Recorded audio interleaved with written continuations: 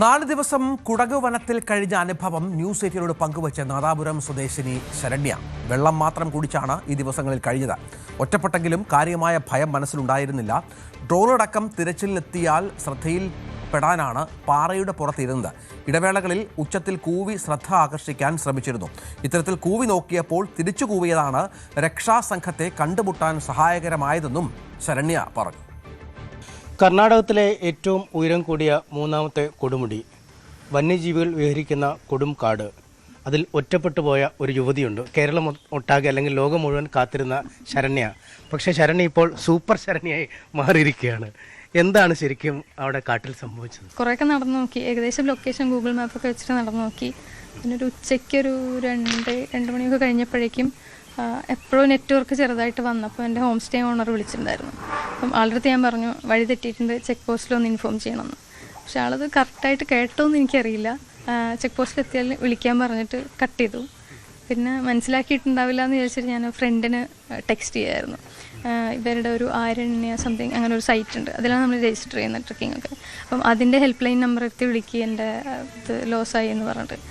അത് ടൈപ്പ് ചെയ്ത് send button അമർത്തുമ്പോഴേക്കും എൻ്റെ ഫോൺ ഓഫായി. അപ്പോൾ പിന്നെ എനിക്ക് മനസ്സിലായി ഇനി കമ്മ്യൂണിക്കേഷൻ ഇല്ല, സ്വന്തമായിട്ട് തന്നെ എന്തെങ്കിലും ചെയ്താലേ രക്ഷപ്പെടുമെന്ന്. അങ്ങനെ നടക്കുമായിരുന്നു. എപ്പോഴാണ് അവിടെ കുടകിൽ ചെന്നത്?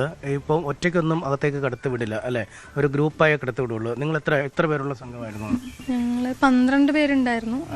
ഞാൻ കയറുമ്പം ഒരു 6 പേരുടെ ഗ്രൂപ്പും ഞാനും പിന്നെ ഒരു 3 പേരുടെ ഗ്രൂപ്പ് വരുന്നുണ്ടായിരുന്നു. പിന്നെ 2 പേര് പിന്നെ എപ്പോഴും കയറിയെന്ന് തോന്നുന്നു. ഇപ്പോൾ നിങ്ങൾ ഓരോരുത്തരാണോ കയറിക്കൊണ്ടിരുന്നത്, അതോ എപ്പോഴും ഗ്രൂപ്പായിട്ടാണോ സഞ്ചരിച്ചുകൊണ്ടിരുന്നത്? അതെങ്ങനെയാണ് ഈ കൂട്ടത്തിൽ നിന്ന് തെറ്റിപ്പോയത് ഏത് സാഹചര്യത്തിലായിരുന്നു? അല്ല, അവർ ആദ്യം ചെക്ക് പോസ്റ്റിൽ നിന്ന് കടത്തി വിടുമ്പോൾ നമ്മളെ കുറച്ച് ആൾക്കാർ വന്നിട്ട് ഒന്നിച്ചാണ് വിടുന്നത്.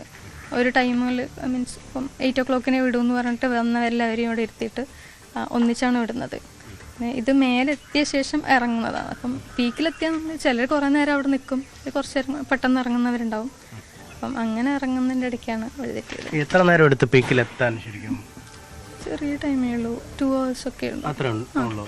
അപ്പോൾ നമ്മുടെ കയ്യിൽ എന്തൊക്കെയുണ്ട്? ഇതിൻ്റെ ഗേഴ്സ് ഉണ്ടോ, അതോ ഫുഡ്, വെള്ളം, അങ്ങനെ മറ്റു സാമഗ്രികളുണ്ടോ, അതോ നമ്മൾ ഫ്രീ ഹാൻഡ് ആയിട്ടാണോ പോകുന്നത്?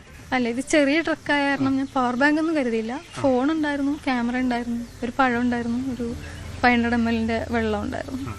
ഇത്ര സാമഗ്രികൾ മാത്രമേ കയ്യിലുണ്ടാവും. പിന്നെ ID കാർഡ് അങ്ങനെ കാര്യങ്ങളൊക്കെ. സാധാരണ നമ്മൾ ഈ കുറച്ച് ദീർഘയാത്രയ്ക്ക് പോകുമ്പം പവർ ബാങ്കും മറ്റ് സജ്ജീകരണങ്ങളൊക്കെ കരുതാറുണ്ട് അല്ലേ? അതെ, സാധാരണ ഞാൻ ട്രക്കിങ്ങിന് പോകുമ്പോഴും എടുക്കാറുണ്ട്. ഇത് വളരെ ചെറിയ ട്രക്കാണ്, 12 മണിയാകുമ്പോഴേക്ക് താഴെ എത്താം എന്നുള്ളത് കൊണ്ടാണ് ഒന്നും എടുക്കാറുള്ളത്. എപ്പോഴാണ് ശരിക്കും വഴി തെറ്റിയത്?